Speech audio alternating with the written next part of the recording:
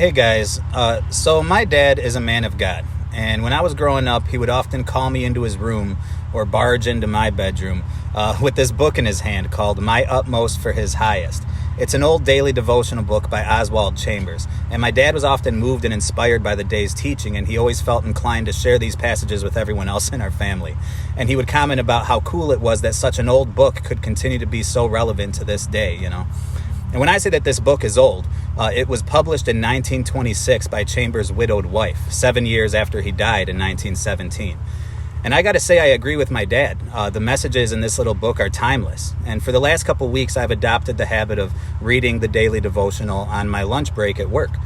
And I don't own the book, but you can go to utmost.com every day, and it's always updated to the current day's teaching.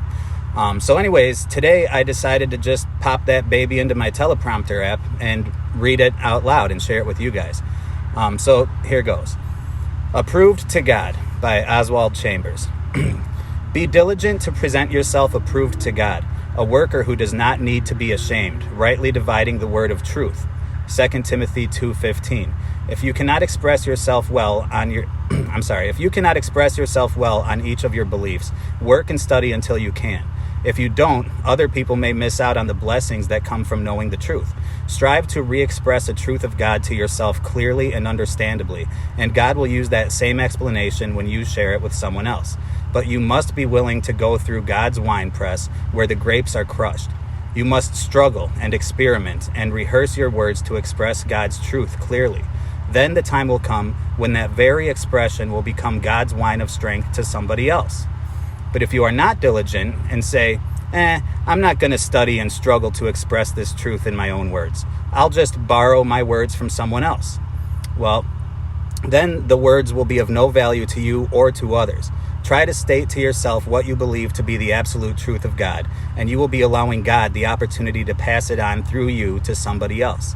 Always make it a practice to stir your own mind thoroughly, to think through what you have easily believed. Your position is not really yours until you make it yours through suffering and study. The author or speaker from whom you learn the most is not the one who teaches you something that you didn't know before, but the one who helps you take a truth in which you have quietly struggled to give it an expression and to speak it clearly and boldly. And so that's today's devotional. And you know what? It reminds me of, I have debated so many people on Facebook that, I'm like the king of it. And I got to say, as much as I love doing that and as much as I love apologetics, I'm not sure if I've ever led anybody to the Lord.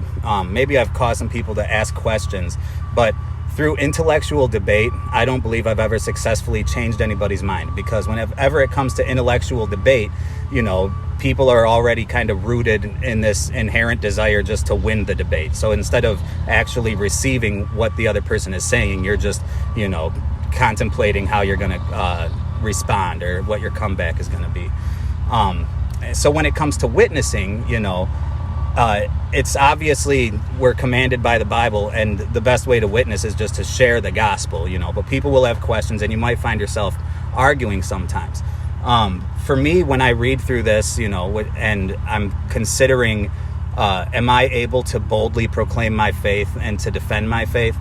And the thought that comes to my mind is just the reinforcement of the truth that your testimony as a Christian will always be your best witness. Yes, you should share the gospel, and yes, you should memorize scriptures and to show yourself approved, and you should quote scriptures, and you should share what the Bible says. But your best witness, and I think any Christian's best witness, is our testimonies.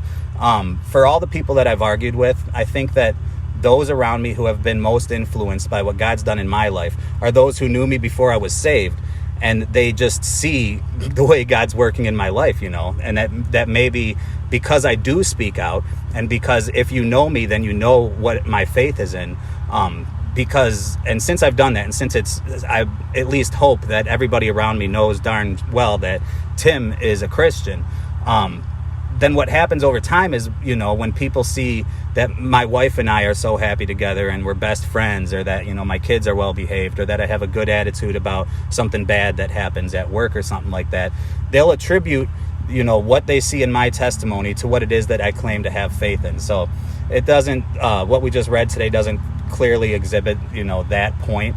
but obviously we have to have our actions right too.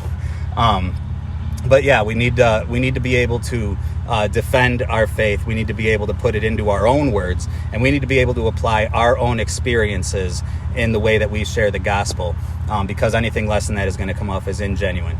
So let me know what you guys thought about that and sharing today's devotional with me, and if that's something that maybe I should continue to do on my lunch breaks. And hope you guys are having a wonderful and blessed day, and I'll see you real soon. Bye-bye.